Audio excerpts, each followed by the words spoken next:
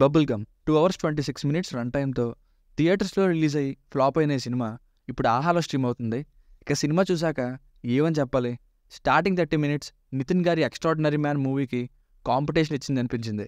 ఆ next 40 minutes Arjun Reddy ఇంకా Akash పూరిల romantic movie ఈ లవ్ స్టోరీలా అనిపించింది.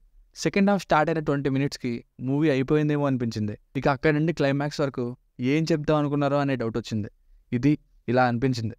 అసలు క్లైమాక్స్ చూశాక శుభ్రంగా ఫినిష్ చేసేయచ్చు కదా, మళ్ళీ ఎందుకు లాస్ట్ 10 మినిట్స్ అలా చేశారు అనే ఫీల్ క్రియేట్ చేసి అసలు ఏం కన్వే చేద్దాం అనుకున్నారో అనే డౌట్ వచ్చింది.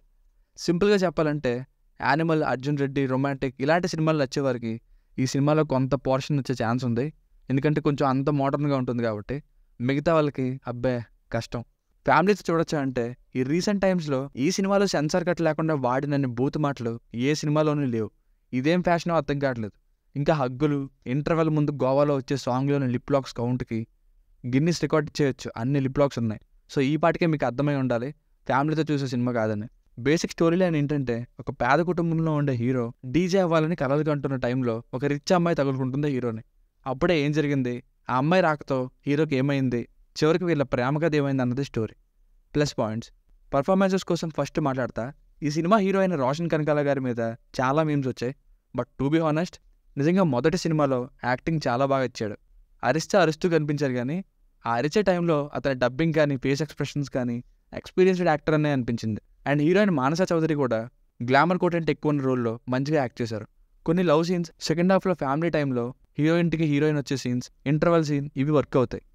లవ్లో మోసపోయాక గడ్డం పెంచనక్కర్లేదు, మంచి దారిలో బాగుపడాలి అని చెప్పిన పాయింట్ బాగుంది. ఈ సినిమాలో పనికొచ్చే పాయింట్ ఇది ఒక్కటే, cinematography is nice. Minus points. First half అంతా అదే రొటీన్ స్టోరీతో ఇద్దరు ఒకరికొకరు లవ్లో పడ్డం అనే పాయింట్నే ఇందులో కూడా ఇంటర్వెల్ వరకు. నిజానికి ఇంటర్వెల్లో జరిగే ఆ కాన్ఫ్లిక్ట్ని థియేట్రికల్ ట్రైలర్లో చూసి స్టోరీని వేరే విధంగా ఎక్స్పెక్ట్ చేశా. బట్ కంప్లీట్గా ఈ సినిమాలో ఉన్న స్టోరీ డిఫరెంట్ అండ్ రొటీన్. మెయిన్గా ఎండింగ్కి చాలామంది కనెక్ట్ అవ్వరు. ఇంత బాగా ఉన్నారు కదరా, కలిసిపోయారు కదరా, మళ్ళీ ఎందుకు ఇలా ఎండ్ చేస్తున్నారు అనే ఫీలింగ్ వచ్చింది. అండ్ ఇంటర్వెల్ చూసి ఒక రేంజ్లో రెస్పాన్స్ ఉంటుందేమో అనుకున్నా. బట్ కాసేపటికి అగ్గి మీద నీటిని చల్లేసినట్టు సినిమాని అయిపోయిన ఫీలింగ్ తెప్పించేశారు. అండ్ సెకండ్ హాఫ్ని ఎక్స్టెండ్ కూడా చేశారు. ఫస్ట్ ఫైట్ని స్టార్ట్ చేసిన విధానం చూసే డౌట్ వచ్చింది సినిమా మీద. నిజంగా ఇలాంటి సినిమాల్ని ఇన్స్పిరేషన్గా తీసుకొని ఇలా ఉందాం అంటే జీవితాలు నాశనం అయిపోతాయండి. సినిమా కాబట్టి సినిమాలని చూడాలి, అందులోనూ ఇలాంటి సినిమాల్ని.